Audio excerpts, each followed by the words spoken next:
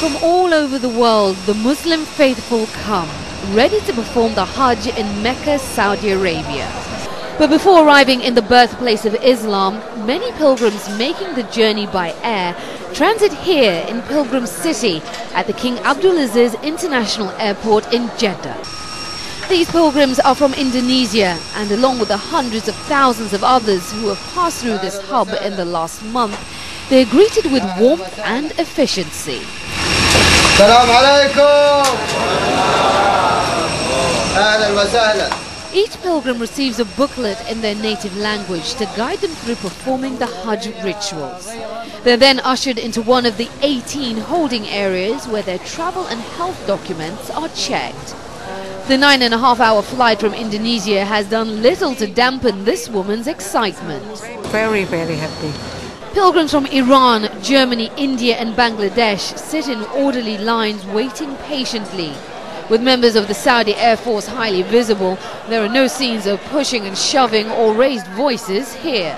Sami Badr, manager of the Hajj and Umrah operations at this airport, tells us that over the years they've improved their system for dealing with the massive numbers of people who arrive for Hajj. It's climbing, every day we got experience, we got more, we learn from our mistakes and to give more service and very nice services to the guests of Allah.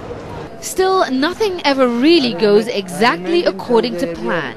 Very good, but the flight of Saudi was about 8 hours late. It takes the pilgrims on average 2 hours to clear immigration, customs and security checks. Once that's over, they're released into the heart of Pilgrim City, complete with food stalls, financial services and a health centre. People are anxious to share their enthusiasm.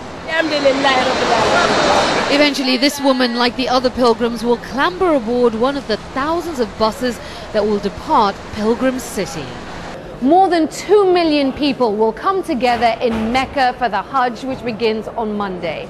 People of different races, ethnicities, men, women, the very old and the young, all of them on a spiritual journey.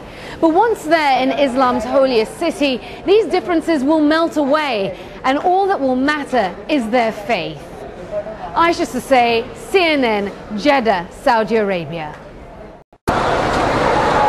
They come together as one on the plains of Arafat.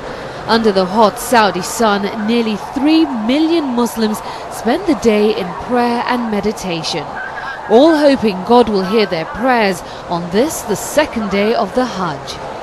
Muslims believe this ritual is a dress rehearsal for the Day of Judgment, and when the sun sets, the pilgrimage reaches its climax. This is a day of forgiveness, a day of emancipation, a day of forgiveness, and that's what Hajj is all about, is becoming a newly born person. For Leslie Rohn, an American-born Muslim convert, the experience of performing her first Hajj is a dream come true. We spoke to her just hours before she set out for Arafat. Just thinking about the day's significance filled her with emotion. I'm going to be praying for forgiveness for my sins, and that I think is what we all are after. And there are a lot of things that we do consciously and unconsciously. I want a closer relationship with God. This 49-year-old resident of California is a long way from home, and she says she is relishing every minute of her spiritual journey. But she admits performing the ritual of circumambulating the Kaaba is at times physically overwhelming. There are times when you have to kind of put down that spiritual piece of it and just focus on staying safe. She converted to Islam 3 years ago because she'd grown dissatisfied with Catholicism.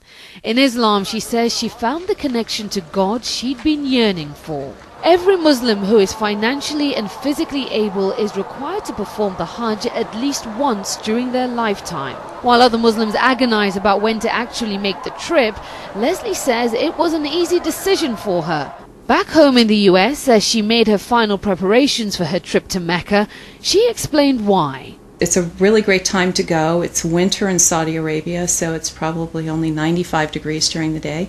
And I'm very excited about going. So it's something I've wanted to do ever since I converted. But the Hajj is not simply about getting closer to God.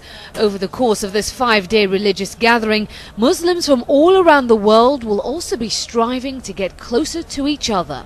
Now that the sun has set, Leslie and the millions of other pilgrims will relocate to Muzdalifah, and there they'll collect the small pebbles needed for the Hajj's stoning ritual, and also take the opportunity to have a meal, get some rest and reflect on the high point of the Hajj. Aisha Say, CNN, Arafat, Saudi Arabia.